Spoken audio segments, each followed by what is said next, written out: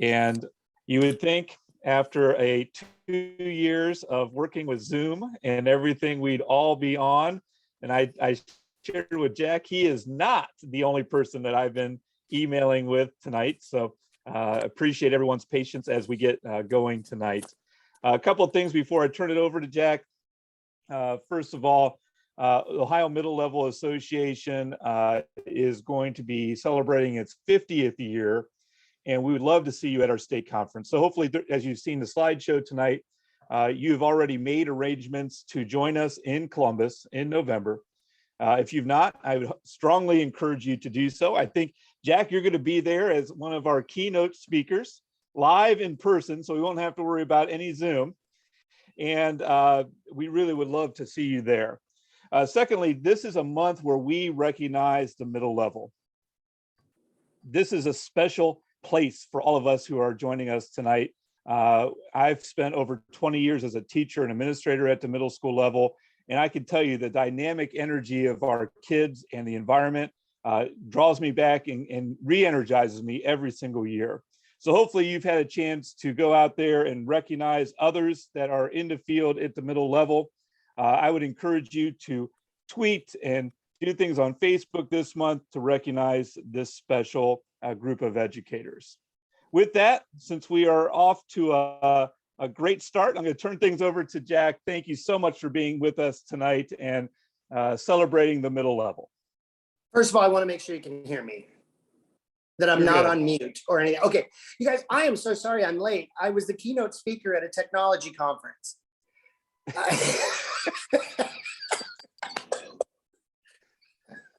All right, that was a pretty quick joke, I thought, right off the bat. Actually, I was once at the Ohio Technology Conference one time. They had me speak, and that's where I came up with my joke about the PowerPoint. That was literally where I created it, because it was the only thing I could tell them was how to do a fake PowerPoint. That was it. So anyway, I am so sorry for everybody for holding on. I truly appreciate it. Congratulations, it's Middle Level Education Month. And congratulations to all of you middle level educators who've been sticking with it and all of those kinds of things. And it was funny because I really wanted to start this out on time was my first criteria. The second is I thought about having one of those long cigars or cigarettes in my mouth and just going, we're doomed, we're doomed. But I thought, no, we've got to be hopeful. We got to be optimistic. I wrote a book about optimism, so I have to be optimistic. But I know, in all honesty right now, that in our middle schools, we have everything from normal, perfect, kids are great, things are great, to a crap show. And I know that's kind of where we are right now in middle level education. So I don't want to ignore where some of you might be and you're struggling right now with middle level education. But I also want to honor that we're doing still some great things, and there's still some fantastic things going on in middle school. So I had this idea that I would start off in kind of these categories. And really what I ended up looking at when I kind of put together this fantastic presentation postcard right here is that I would really just talk about what am I seeing in middle schools. I tell everybody this, when I work with a school, the advantage I have, and the only advantage I have is because I'm obviously not tech savvy, is that I honestly get to see hundreds of middle schools. I was trying to figure this out recently, and I think I have probably worked with over 1,000 middle schools in my career, and easily double that in regards to teams that I've worked with in my career. So I've been able to see all kinds of middle schools. And so what have I been seeing in the last year or two? And even before, obviously, before the pandemic. So that's what I thought I would do today, is just share with you the goodness, the good, the bad, and the ugly of what I'm seeing in middle level education right now. And the first thing was this: before COVID, I was actually doing more conversations with parents. I was getting asked to go speak to parents more than I ever had in my entire career, because here's why. Parents don't know how to understand young adolescents right now. They literally are struggling with raising their children. And part of it is generations ago, we could relate to kids. We could relate to what they were going through. When a kid was being bullied, parents could relate to it because they were bullied in school. Now that bullying is a whole different aspect. It's a whole different look to it. It has to deal with social media. It has to do with posts. Many of them go away just as quick as they are sent out. And so parents are trying to say, I understand, when kids are realizing that really we don't understand. And so right now, if you're doing anything with your middle schools to really do trainings for parents on how to raise young adolescents, now is the time to do it. I think they are ripe for this information, whether it's in your newsletters, whether it's in, to be honest with you right now, if I was a principal, I would be doing video updates once a month to my parents because they kind of got used to that during the COVID and the Zoom and all that kind of stuff. So I would do monthly updates. And in those monthly updates, you know what I would do is I would tell parents, here are 5 great things about raising a young adolescent. Here are 5 struggles, and here are 5 things you can do to help your child during this time, because I think they're craving it, they're wanting it, they're needing it. And Rob, help me out. Will people submit a question or a comment? Are they allowed to do that during this little process? They absolutely are. So please put those things in, and I'll interrupt you as they are coming in. But please, questions, comments, please put those in the chat. That's great. And if you are doing some great things with parents right now, let us know, because I think the biggest weakness we've always had with middle school and parents is that we want parent engagement, but the problem is our students don't want parents in their school. This is a great story, and it's absolutely true. Every child will refuse to eat lunch before calling their mom in a middle school to bring them lunch because they're afraid mom's going to show up in a tube top, Daisy Dukes, and cowboy boots, come into the gym and go, Snooky Bear, you forgot your lunchie. I love you. Oh, give me kisses, give me kisses. And that's what the perception of middle school kids about their parents coming to school. Meanwhile, we want parent involvement, but the problem is their own children don't even want them there. So anything you can do to kind of get parents involved with understanding their child, the better off you will be in regards to what we're seeing in middle schools. The other one is this, and many of you in Ohio are really leading this, and that is we are seeing different choices for kids in their electives. Now, for those of you that know me, I don't call it electives. I call it essentials because I think it's essential that kids take art, band, PE, music, and choir. It enriches their lives, makes them better people. But in regards to those electives or essentials, many middle schools are changing them up. Some of them are doing them 3-week units. So they're not even looking at them as 9 weeks. They're looking at it as 3-week units that kids can take. Because let's be honest, if kids can have some smaller, shorter things that are of high interest, the better and the better participation with our students. So anything that we can do to change up those electives, let's be honest, not every kid wants to be in a band, but I'll tell you what, every single kid would bang on a bucket, a pickle bucket, and every single kid would learn how to play guitar. Not every, but most would want to play guitar, just maybe not in front of other people. So I think that this issue around music and band, like I said, pickle drum, things are middle school kids love banging on a pickle bucket. They love banging on pots and pans. Imagine 3 weeks of creating a stomp show. Basically, if you do that, every administrator and teacher will consume vast amounts of liquor. But the point is that it's high intensity fun for middle schools, just not for us because of noise and volume. The other is, and I don't know if any of you are doing this, is we're starting to see mini courses come back bigger and stronger. What are mini courses? Again, these are designed for those one day where you kind of have a half day, where you can do something in the afternoon or in the morning with the kids, where you can do just short little things. They're not clubs. They are just things of high interest. For example, one of the schools I worked with in Lima City Schools, years ago, they did mini courses. And one of the things was there was a pond not too far away.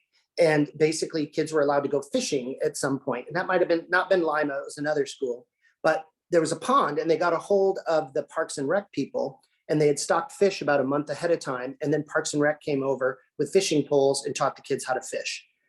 The other is one teacher did a whole thing on basic auto mechanics for their cars. So they asked for teachers' cars. They did an oil change. They showed kids how to do the air pressure in the tires, how to check the battery. And there was an assurance that no one touched the brakes of the teachers. So that was a good thing, so that no teachers' brakes were involved in this makeover of a car. Because some kids, they might just tap with your brakes. But anyway, the point is that they were fun things that kids could be able to do.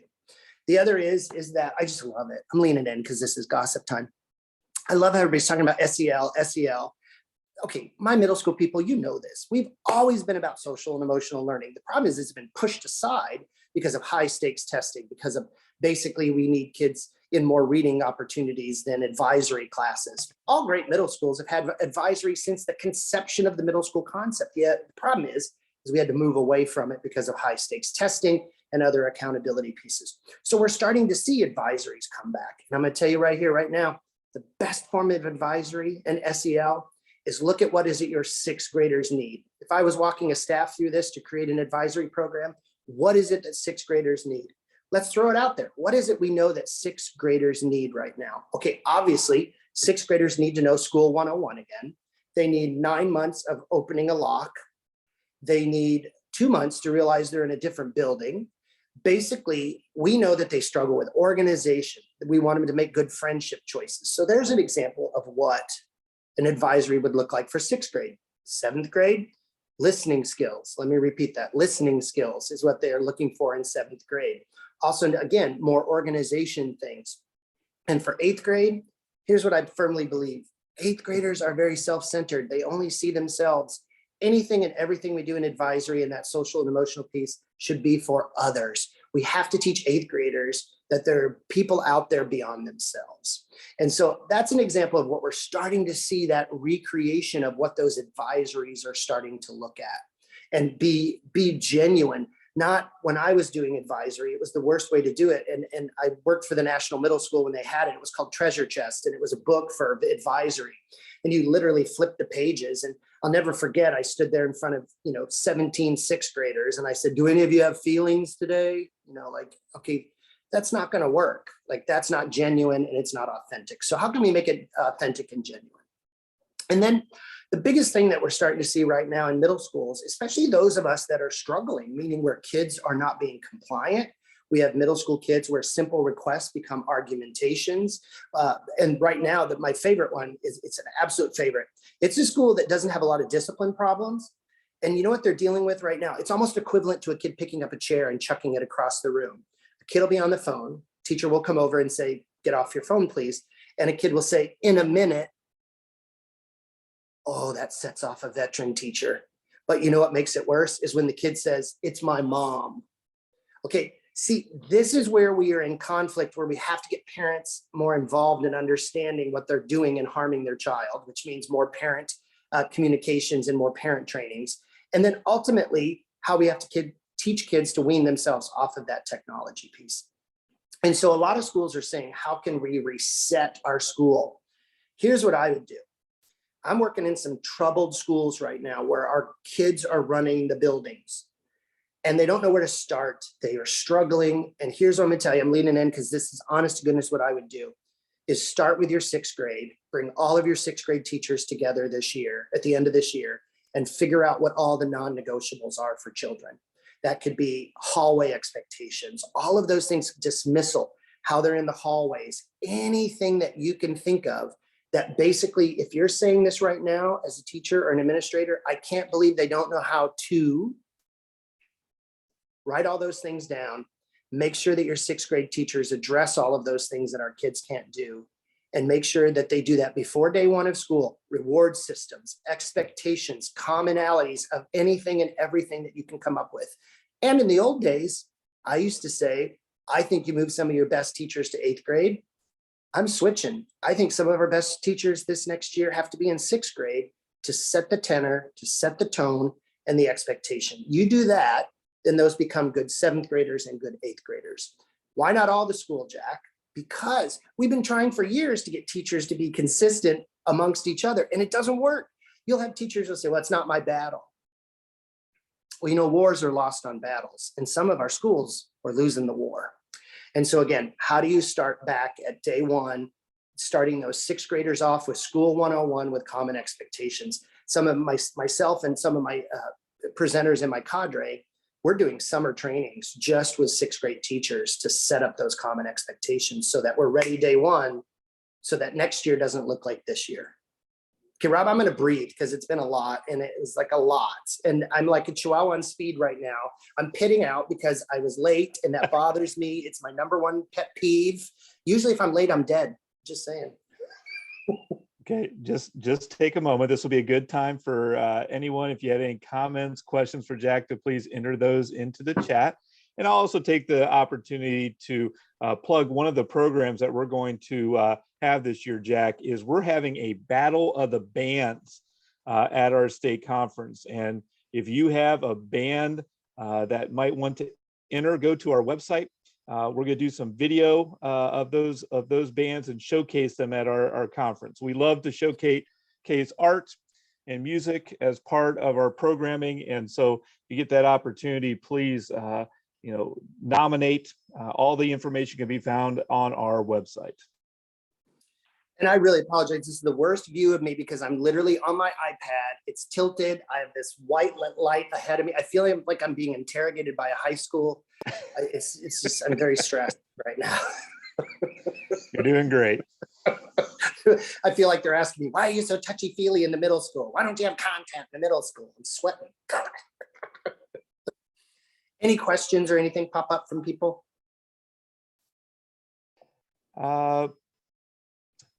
This question just came in. What is the pushback from veteran teachers administration on updating things, and how do you combat that or convince them of necessary change?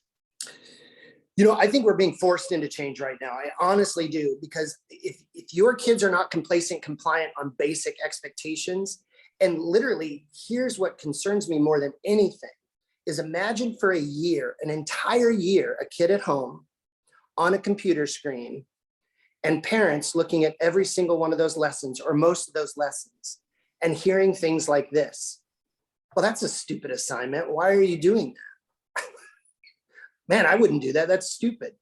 For a year, many of our kids have heard these negative connotations about teachers and about education. And here's what we're doing. For those veteran teachers, they're the ones that are struggling the most when a kid's on their phone going, in a minute, I'm talking to my mom. That sets them off, man. Like that is literally, like I said, like picking up a chair and chucking them across their head. Again, the person that might have asked this question, you guys might be in a situation where things are good, kids are back to normal. I'm using the example of the veteran teachers right now that I'm working with, where our students are controlling the schools. They are open and they are ripe for a change in regards to what they're doing for kids because they know it's not working. And part of that is that I do think we've talked, and I'm gonna be honest, I'm glad I'm doing this because I've, one, been very emotional about something, and two, I'm very concerned.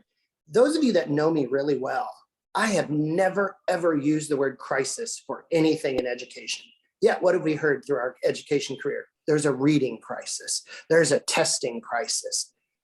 I hate to tell you this. I think there's truly an education crisis in regards to teacher longevity, teacher respect, teacher appreciation, teacher fatigue, teacher burnout. And if you look at the statistics, we are not producing new teachers in this country. You've all seen it on Facebook. Pennsylvania, 10 years ago, had 20-some thousand new teachers. Last year, 6,900. In Oklahoma alone, they had 5,000 emergency and alt certified teachers last year, first semester. This is a crisis. And here's what I do think.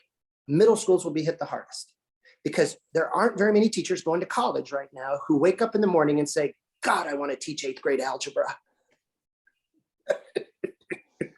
I'm sorry. So the question about why should we buy into some of this stuff is, one, you're going to struggle to find teachers in the future. And the more consistent we are with expectations, the more things that we have kids in complacency, compliance, and those kinds of things, then it does make teaching a more enjoyable situation. But if a simple task, like would you please be seated, makes a student blow up quickly and angrily, that's going to move teachers even farther away from wanting to be in this career. So for the person that asked that question, I don't know which school you're at. I don't know your situation, your scenario, but ask, is it time to reevaluate and reset? I love the word reset. Can we reset our school and get back to what we need it to be for our kids and not necessarily for our teachers? And that's where we got to start, because if you do it right for our kids, then teachers are going to buy in and you'll keep teacher, better retention, better love of teaching. We're back to never normal, but at least back to whatever it looks like. That was a long answer. It gets me fired up, especially because I am worried about where we are 5 years from now in regards to the quantity and quality of teachers that we'll have. Well, Jack, we got another question here. See if this gets you fired up as well. What are some of the different ways to organize advisory, as in groupings that work? Yeah, again, hit the reset. Okay, here's the reset button. Think of your school. Go back to what I'd said. What is it our sixth graders need? Because let's be honest, sixth graders in Mayfield might be completely different needs than kids in Columbus City schools. They might have a different need of what they're looking for and needing in an advisory program. So you have to look at your clientele and literally say, as sixth graders, what is it we think they need to do? Plus, I would survey my sixth graders this year and say, what do you need in regards to these things? And give them choices. Rank some of the things that you think they may need and have them rank them 1 through 10. So again, what you'd be doing is kind of getting an idea of what teachers think and one idea of what students think. You know, and the other group that we need to tap into right now is what do parents think that they need for a sixth grader in regards to that, whether it's organization, social skills, emotional concerns, whatever it is. So I would tap into that. Then, so if we survey sixth, seventh, and eighth grade, then what I might do is look at what certain kids may need, and maybe they're grouping them by sixth, seventh, and eighth grade as well.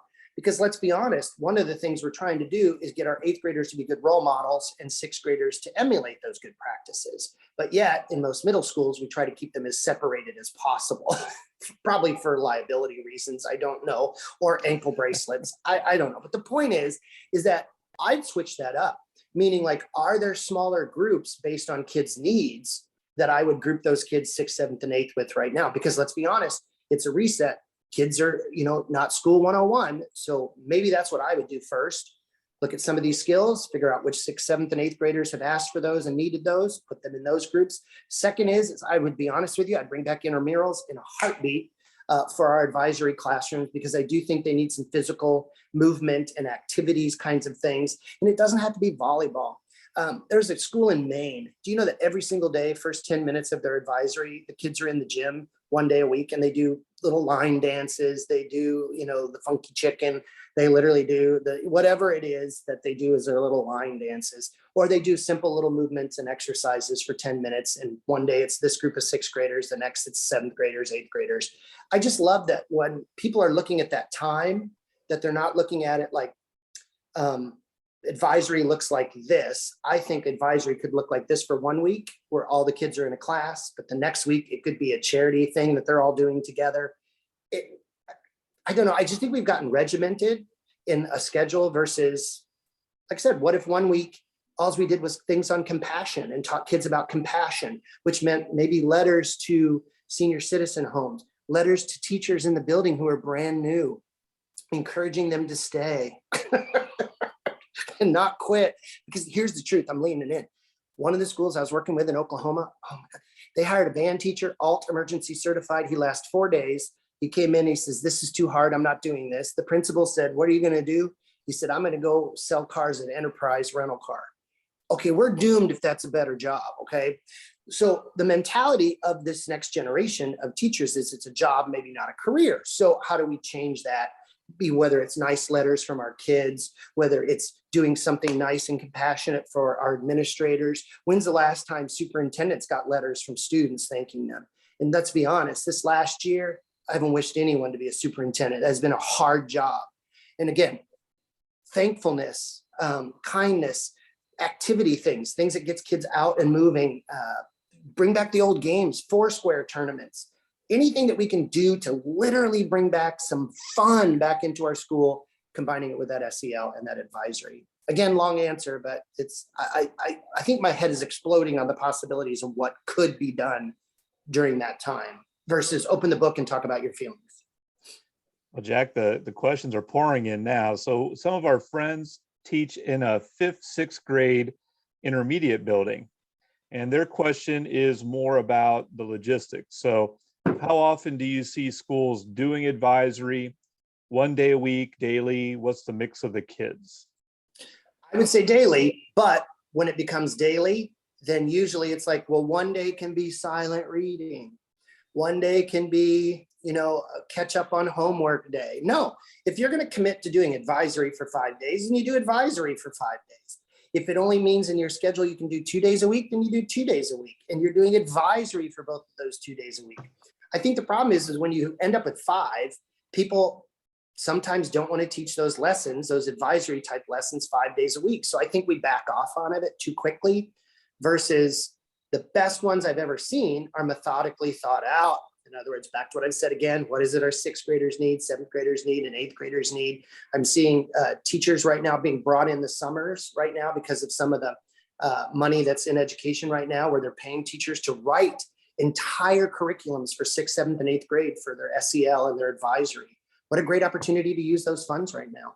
So, and besides, for a 5-6, whoever sent that in, they know it's my dream is to actually I'd love to be a principal someday of a 5-6 building. I absolutely would. I would think that would be because I do think you have flexibility there that maybe sometimes we don't in eighth grade because, of all the damn high school credits we're shoving down children's throats. Did I say that out loud? You did. All right. Next Yeah, topic. I got one. I got another one. This will be a challenging one. All right. What are some best practices that are no longer working after returning from remote learning? What are you seeing as the new best practices? Who said that? I think that was John Pato. No way. Pato, did you see my card? I think he looked at my card because I was talking about instruction and what is working, which was the next, which truly was the next topic. Nice lead in. He's a psychic. Anyway, he's probably shaking his head on both of those things. All right, here's what I am seeing. Okay, what's not working? One and done. Stop doing one and done. Everybody's going, what is one and done? What is one and done? Okay, here's what one and done is. Right now, and please, if you can give thumbs up or you can get yeses in your comments on this, there is a extreme pressure for teachers to feel like they have to deliver the curriculum this year. They are feeling this pressure to deliver the curriculum. In fact, it's one of my things that's leading to teacher fatigue. If I hear one more curriculum instructional person say, we've got to close the gap. The gap is one of those words that's going to make me hurl, because every educator knows we have to close the gap. It's not like we were in a cave, but the point is that we were in a cave of COVID, but we know that our kids didn't get that curriculum. There isn't a single teacher that's not aware that we have to get back to curriculum. But the pressure right now is so intense for teachers that they feel the pressure to deliver that curriculum. So here's what I see in classrooms. One and done goes just like this. I'm going to do this with you. And so you have to be my only student to pay attention right now. So I would simply say, what is 2 + 2? And one student would say 4, okay? One or two students answer, correct? And then what do? We move on. Meanwhile, 89% of the class did not participate and did not do anything. Yet the number one thing I hear from teachers right now is it's hard to motivate our students and get them to participate. That's because we're failing in the one and done. We are literally asking one question and hoping that 2 kids respond, check it off the list that there was a response, and then move on. We got to stop. We got to slow the roll on education. Are you tweeting crap right now? Tweet the crap out of that one. We got to slow the roll on the content, people. We got to slow it, because here's the thing. You're rushing it so much that the comprehension is not going to happen. Versus 2 + 2 is, everyone show me on your fingers using the appropriate fingers, please. So then you wait till every single kid gives you that, or the old dry erase boards, baby. Get those dry erase boards and have them write it above their head. Every kid participates. You want kids to be active and engaged? You got to force it. You literally have to slow the roll and wait for kids to respond and show you that they're responding. If not, you're back to what? You're back to that same thing, fast-paced delivering of instruction, and it's not working. It's not. And so again, slow your roll is number one with that in regards to how do we change some things. The other is this. I saw this happen, and I literally would change instruction tomorrow. If I was in a classroom tomorrow, I would literally do this. And I loved it. Teacher comes in, she literally says, all right, everybody, I have a goal for all of us. First 10 minutes, uninterrupted instruction. I just need to get this instruction out. I need 10 minutes of uninterrupted instruction. And she said, what would you like as your goal, the reward for this goal? And the student said, we want to do the dance. I had no idea what he was talking about. I had no idea what it meant. Meanwhile, she said, okay, so I want 10 minutes of uninterrupted instruction and the reward is the dance. What do we want as a goal for the entire class period? And a kid said, everyone has name, date, and period. Now, unbeknownst to me, Rob, they literally had a list of goals and a list of rewards. I didn't know they had that, but they had done that every month. They do goals and they do rewards every single month, and they make a list of 5 to 7. So the name, date, and period was because a lot of things were being handed in without names. She said, that's great. What reward do you want? And the kid said, extra tickets. And she goes, fine, we'll do extra tickets. Now, here's the magic of what is changing in education that I loved.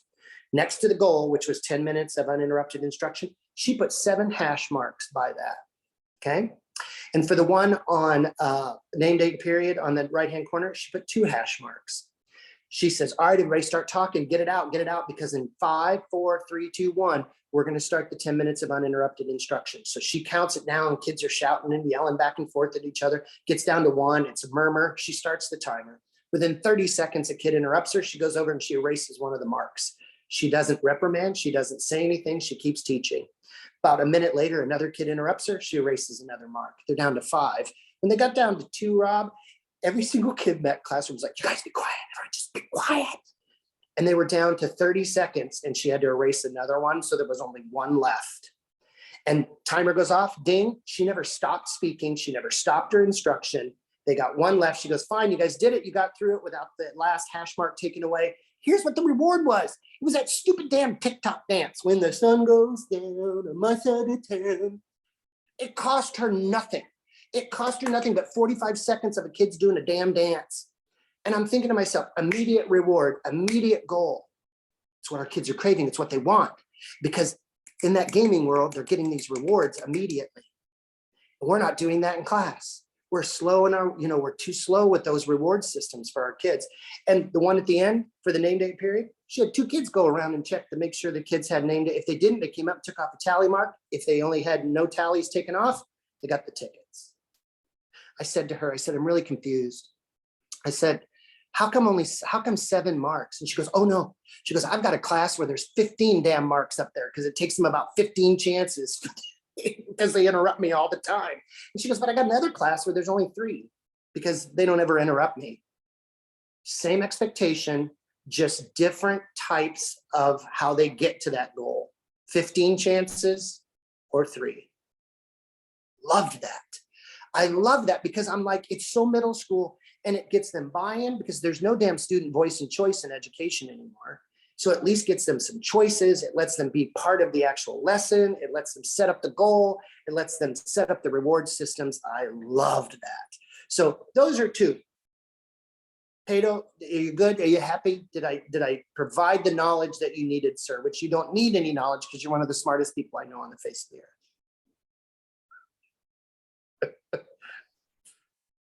All right, anyone else? Any other questions? Because I've got one other thing to close on and then I'm done.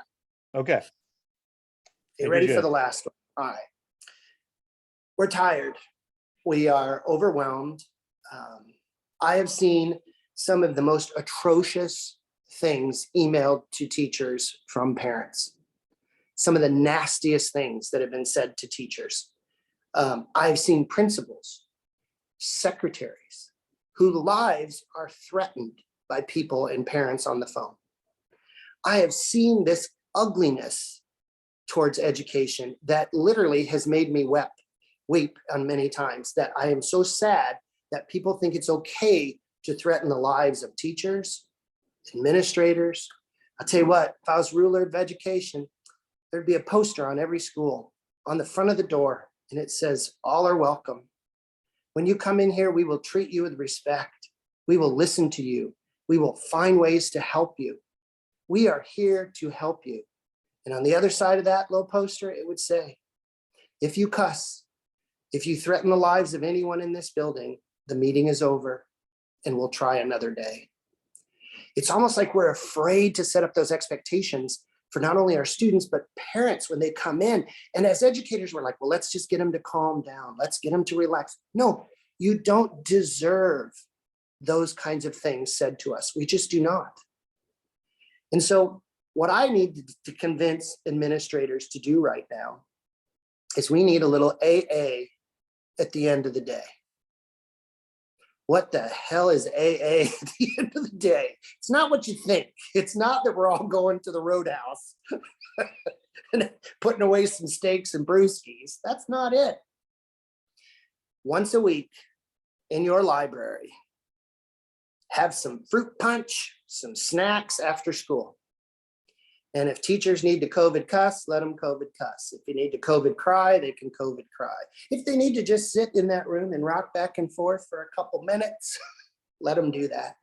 But you know what I am saying, because middle schools are great, where the art teacher has brought in pottery and they're molding clay and making pots. They're drawing, they're doing artwork. Teachers are doing artwork after school to just debrief and to just let it go. I see them literally sitting in small little groups after school on these AA at the end of the days to just talk. We haven't talked about how we felt being isolated during COVID. We haven't felt about being loved for like 7 minutes and then not so much loved. So what are we doing not only for the social and emotional well-being of our students, but what are we doing for the social and emotional attributes of our teachers and our administrators? That's the question we have to answer. And you know what? Middle school teachers will rise, and middle schools will rise to that occasion. Because you know what? People forget this as we celebrate Middle Level Education Month. We're the only organization type, or let me rephrase, we're the only educational structure that was never voted on, never mandated, and never was a federal or state expectation. Middle schools came about because teachers said, and these radical people said, that we're not the farm team for the high school. And they did it by grassroots, no legislation, no federal support, no state funding. Middle schools came about because there was a need to teach differently to 10 through 15-year-olds. Now's the reset. Now's the reset, administrators. Now is the reset to go back and say, let's do another revolt in education like we did for middle schools, and let's change it up. Our kids are wanting it, our teachers are wanting it, and our parents will want it if we tell them what it's all about. That's from my heart. I mean that genuinely. We really are at a ripe time to make some great changes for 10 through 15-year-olds. That's all I got.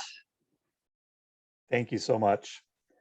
Thank you for your words. Thank you so much for the ideas tonight. For those of you who stayed till the very end, Josh, do you have some giveaways here tonight for our wonderful attendees? Yes, we do have some giveaways tonight. We're going to throw out some. Josh, are you in a bunker? Josh, are you in a bunker? Are you being held captive? Blink twice if you need help. We do. We're going to give those that are participating tonight, starting with Carrie Stefani and also Gabby Day are our two winners this evening that will be taking home Chipotle gift cards this evening. So thank you for your participation in the chat tonight. Wonderful, wonderful. And I'll leave you with this. Again, it is Middle School Recognition Month. And if you have not checked out AMLE's website, they have some nice materials there, including this quote. If we are to build the real middle level school, the school that is developmentally responsive and intellectually vigorous, it will take convictions and the courage to carry them out. Dr. John H. Lonsberry. I leave you with that, convictions and courage and all the ideas that Jack shared. So thank you so much for being here tonight. Again, apologies for the slight technical difficulties, but hopefully you've enjoyed your time. And we hope to see you back in April as we talk about special education at the middle level. That will be held on April 20th. Thank you so much.